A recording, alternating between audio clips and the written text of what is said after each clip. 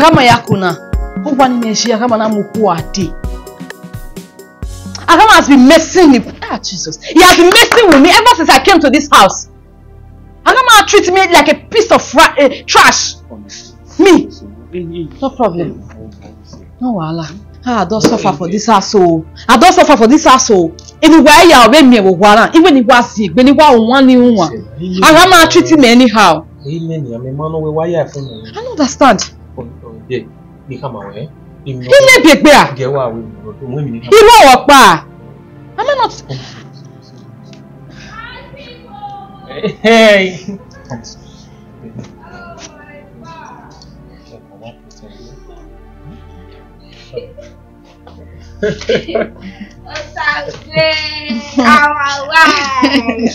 This call for celebration. Let's see. Hey, celebration with this guy. Yeah, come on.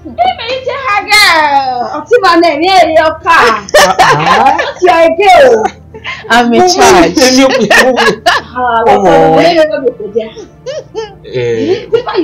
Let me run now. What to do that? I've seen them.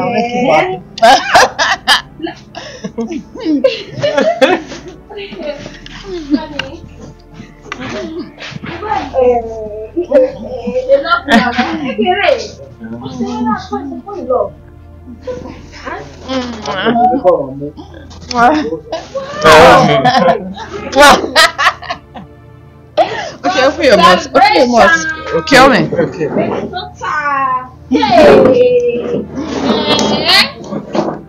Oh my God. He know where to put it. Yeah, no, see me. Also, when I am I'm so happy. Get try in your born way. What? So I'm so happy. I'm so happy. What? I don't know wedding. That's true. Oh, yeah, no time.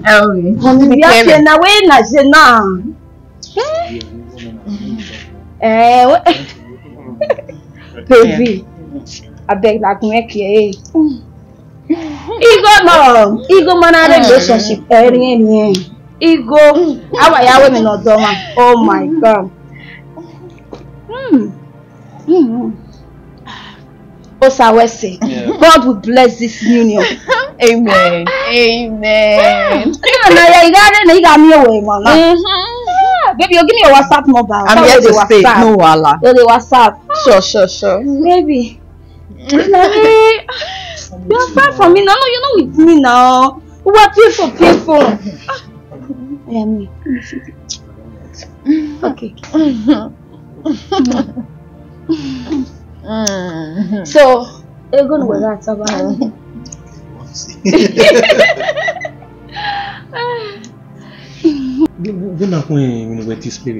What? Hmm? Okay. That was too much now. You told me to act. I acted for you.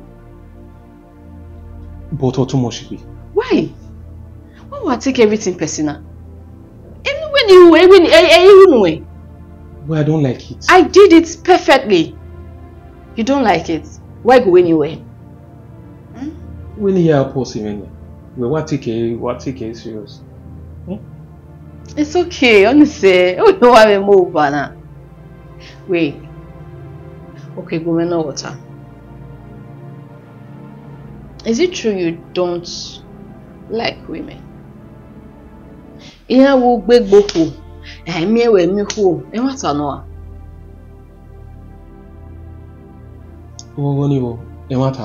Why? Yes. We are babbling over she. What problem? At the point of my time now, I money the distraction. You need a woman. We are trying. It's okay. Honestly. But again, about too much to do now. Business now. Serious? You're not funny, Will.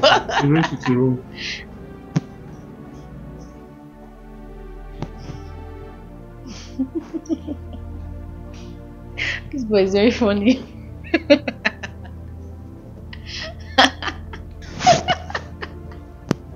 This boy is so funny. Even I know when you know it, and I'm good at it.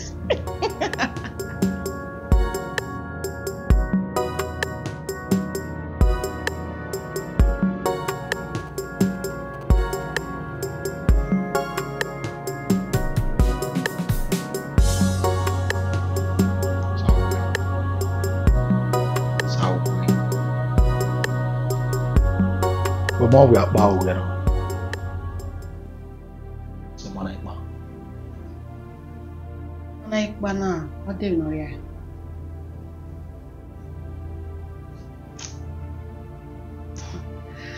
Wiki. Awahama. Mutia. Nineke, we money me make it already. Hey, me beg. Habe me mina. Ove mayiro. Ove me okpalu.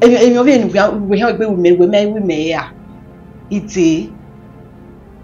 Nenu kan we marry me lakede you adi me I don't feel if you guess through me wana. Egeni eweriela. Isn't it? Any nook and where it's okay. It's okay. Wow, we are doing no sooner here. You are away. Continue. To the extent. Now with my boss, we pretend as if we are dating.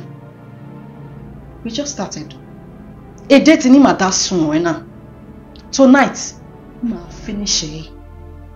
I'm going his room tonight. Okay, I will try it. I will even do more than that. So I'll go. They tell me about my way. I will choke with everything I had. They don't tell me. What? So you want to pretend with my dad up by my son. Because I've been pretending along right from the very first day you beg away. The way you treated me and everything. Even in one you are day. So the extent not be more day. Me wa here settle. Me go make girlfriend we here settle. Abi? No problem. In one west na imi agbele luwe. Iku agbe. In one west na ya agbe yo. When it's Anna. Next thing tomorrow morning, she'll leave. We shall see. I should wait. Me. Remember me, Rockman. You don't buy market too. You don't buy market. You never know me. I'm not going anywhere.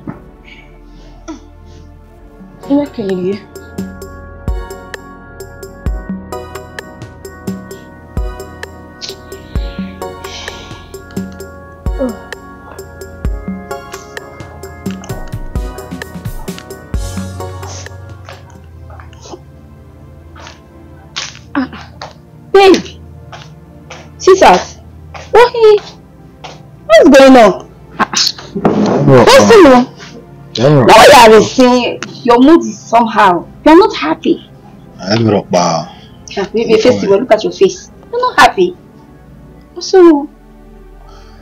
Almost not go. No bother to try. No we are there. Oh, like how much? Go. You going to him account now? Yeah, millions now. 1 million, 2 million, 500,000. What do you want? My day. My day. Baby, what's on now? You know I love you. Eh? You know now, but talking to me again. A love in negotiate. Oh my God now, it's incomplete. The money has to be there to show the love. That's the only way you can express it. Yeah, you know I love you. Well now, you're not worrying me. Yeah, so we don't know only when you know what we way. Because I'm at 20,000, 10,000. Only men we moved where to change my 20,000.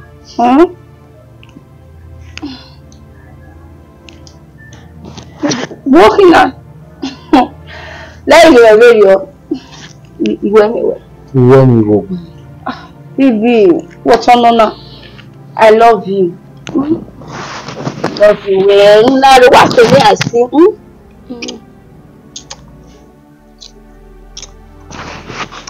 Alawa. When we must go, you go no see where me when you must say. Now do I me? Come now. After you. Okay. Oh yeah, come.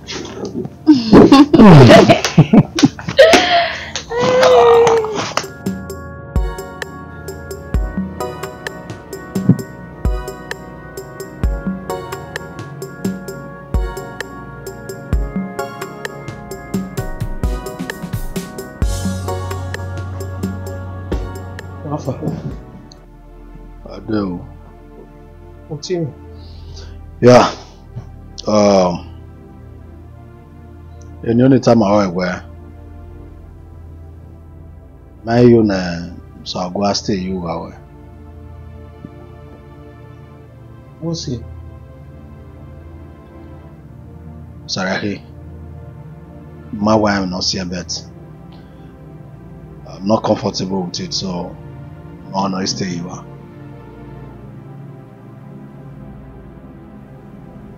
Okay. Thank you. We'll see.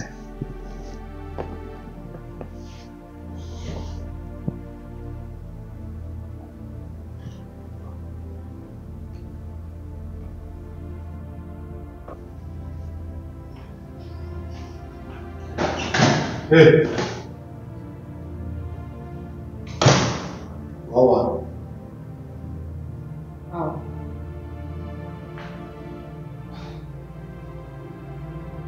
Oh, what's that? I know. So I'm going inside. To do what? It's none of your business now. Maybe I can wear.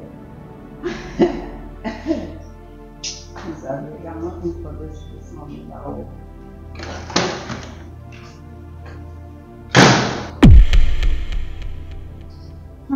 What's up now? What's up? Oh, yeah, one. What are we doing? Is that supposed to be a question? Yeah, we room where?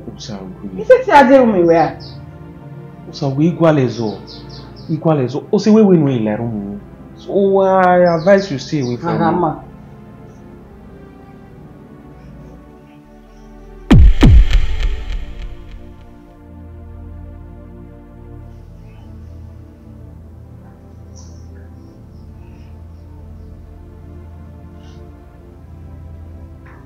He didn't get everything, but I'm not stopping on when I don't move out.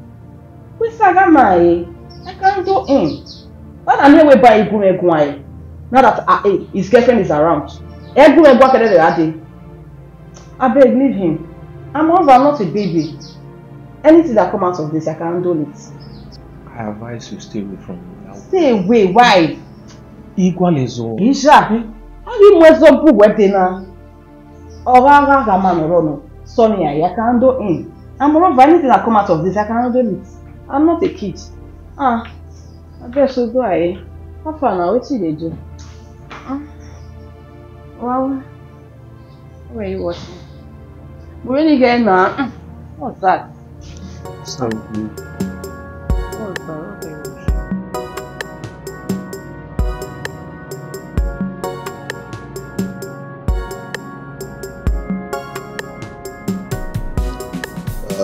Sorry, what's your way? Okay. We did get some who was saying that here. Because I've got a big problem at all. Very big problem.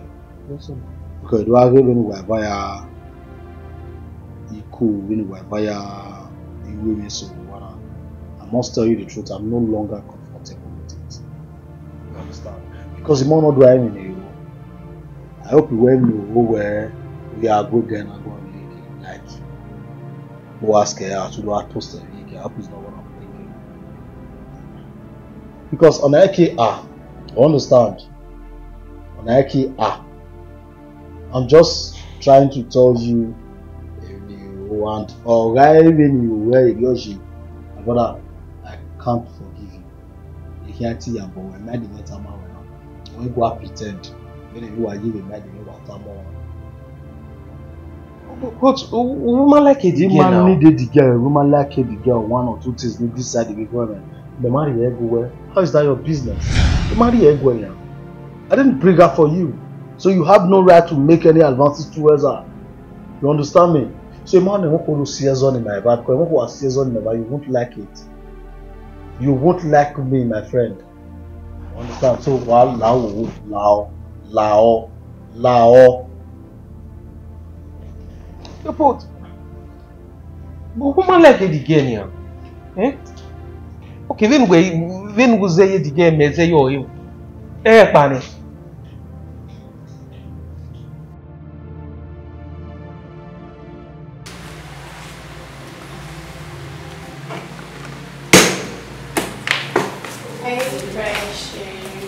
What's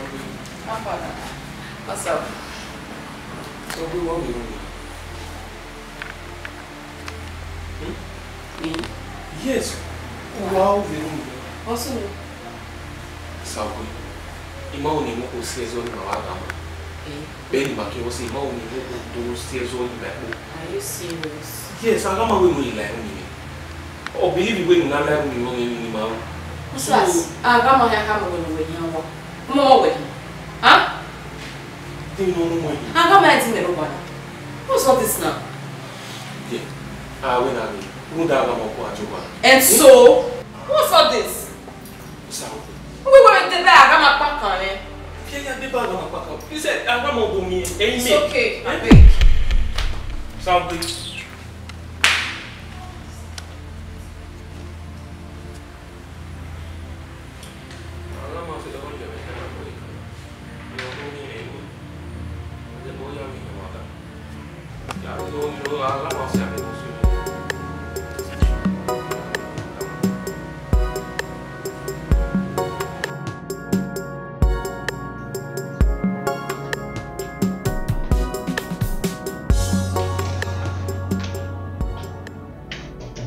Why are you free? What happened here? I don't know so well. Now I'm very relaxing too. I say, well, yeah, we're going to okay, well. Celebrate.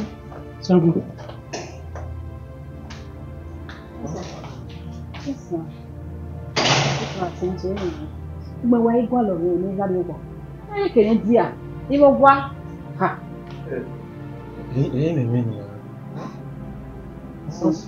La guia hello. Let's celebrate. No, but you know about women. We are issue.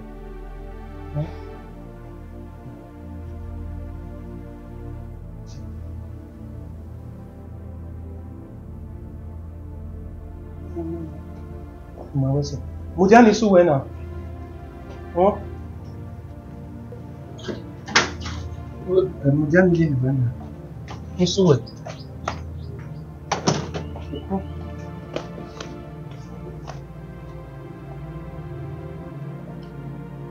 You ready? As if you fail. Osabuohien, what me? We are back. They will start telling me. No, I'm coming. I know are you. So, Sarah, I thought you were from all this. Hey, don't even bring him into this. Try. Oh, you are seeing, you are seeing. Hey, you are seeing, come on, when I try. Oh, wait, sorry, I don't understand. Do you notice me? Where to make a water? Eh? Yeah?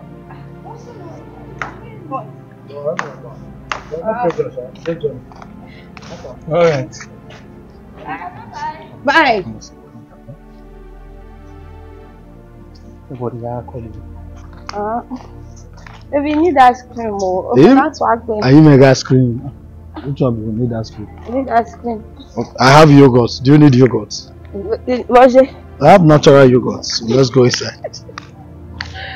Oh, I love one. Okay, well, I'll have ice cream later. Okay. No, maybe ice cream.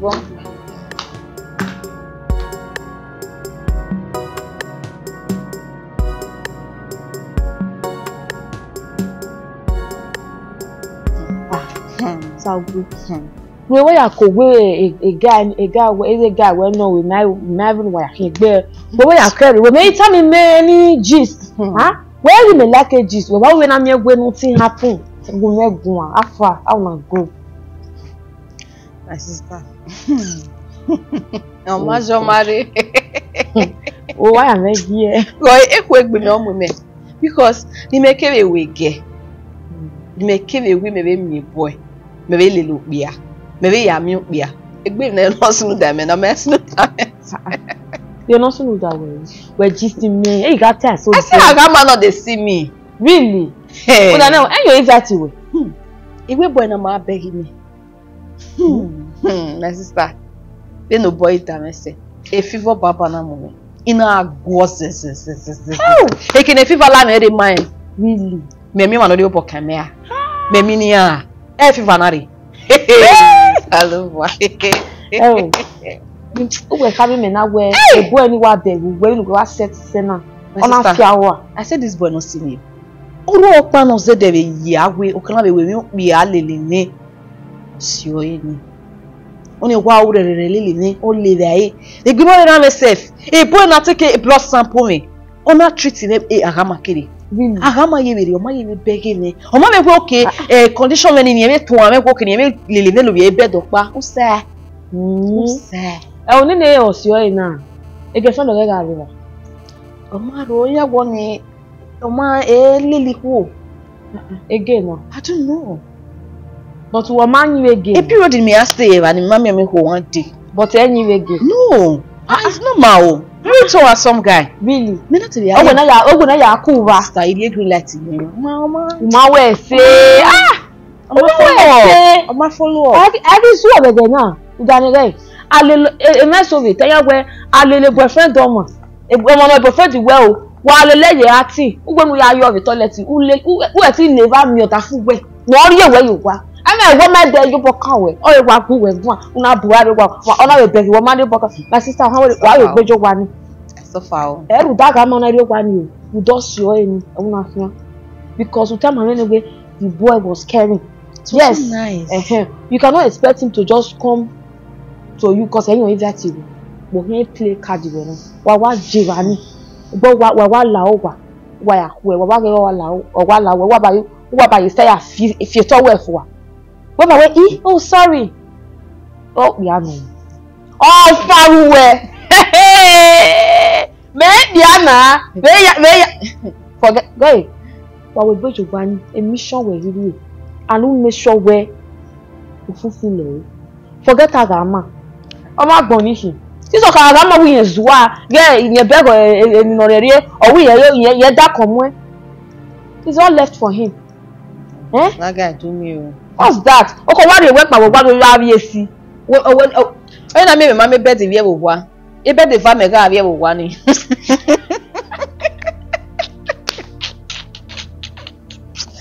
yes we are with the gbe my sister o wa le wo mo re bo kan we fan ru e Samuel. Nikele we get back bon. Oh, e go na me sinu da me den na. No na, ask me hot rich. Well, e office. Egbe o ma dan no. So lo gba ge egbe o ma dan gbagbe ni egbima. So ni ai wa wo doju. Osabuohien wa abo a. Ai me pe ami ana. Baby. Nani mo na afa na. That's it. Ma wo we tebe na ne ba. Ai na khawo na wa ahwe. Ahwe. Ai ge gbara ahwe o. Not really make it. Unlucky gogbe. I ma like go dey we here like. I like kia. Emma. Okay. Outside morning now.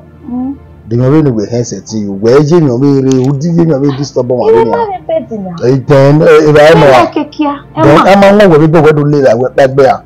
Must I cook? Must not cook now. If the anime. The way to a man's heart is stomach. So it's not bed, it's stomach. Baby's bed. Na lie. Baby not bed. There you my way, you give me a corner.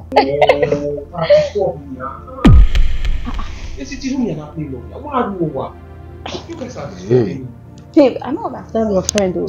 What's the way? Why you sad? What's the no? I can sense jealousy here. Are you missing somebody? Oh, I get it now. So if they girlfriend where when I call Ghana. Yeah, we call a girlfriend to where why me say we call her. They don't hear you my baby. Maybe call and maybe go gear. Call your babe, you get babe, call her. What's this guy dey phone one thing. I know that. Hey. I beg you need last night but tell me when fear. Well, we she. Honestly. We no, we man like a radio. I think it's 2 years about it. It's true. We're doing this. Are you ready for that? I know. Okay, first thing tomorrow morning. Tom waits for me. Yeah.